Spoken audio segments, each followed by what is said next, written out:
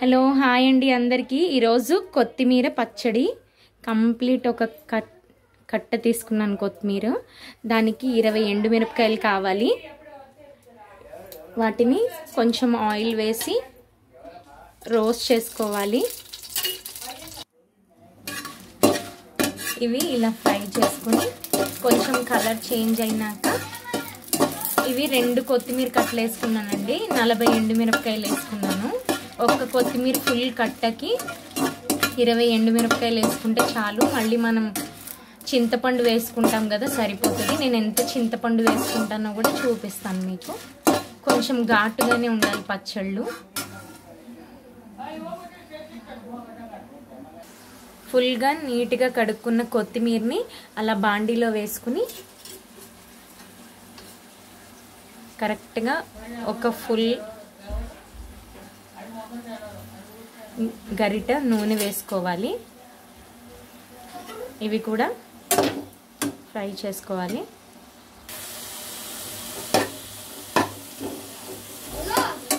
నీట్గా ఇలా లైట్గా ఆయిల్ వేసుకుని పూర్తిగా కలర్ చేంజ్ అయ్యే వరకు బాగా ఫ్రై చేసుకోవాలి. పచ్చి వాసన కూడా పోవాలి.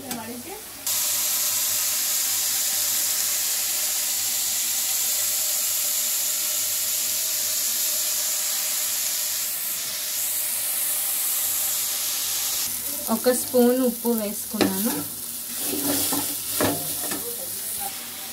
ఇప్పుడు 2 టమాటాలని 4 చీరికలుగా, అంటే ఒక టమాటాని 2 చీరికలుగా చేసేసుకుని వేసేసుకోవాలన్నమాట. ఇవి కూడా మగ్గనించినాక పసుపు వేయాలి. ఇప్పుడు పసుపు వేసి ఇవి మగ్గాక కొత్తిమీర టమాటా పచ్చడి ప్రిపేర్ చేద్దాం. జార్లో 4 వెల్లుల్లిపాయ రెబ్బలు వేసుకోవాలి. కాస్త చింతపండు వేసుకోవాలి. ఇంత సరిపోయిద్ది, టమాటో వేసాం కాబట్టి. 1 టేబుల్ స్పూన్ జీలకర్ర వేసుకోవాలి. మనం వేయించి పక్కన పెట్టుకున్న ఎండుమిర్చిని మిక్సీ జార్లో వేయాలి.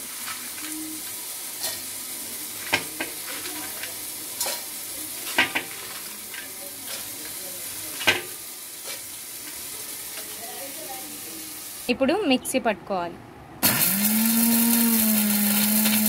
ఇప్పుడు బరకగా ఇలా పట్టుకున్న తర్వాత మనం వేయించుతున్న కొత్తిమీర టమాటాని దీంట్లో మిక్స్ చేసుకోవాలి. ఇప్పుడు చిటికెడు పసుపు యాడ్ చేసుకోవాలి.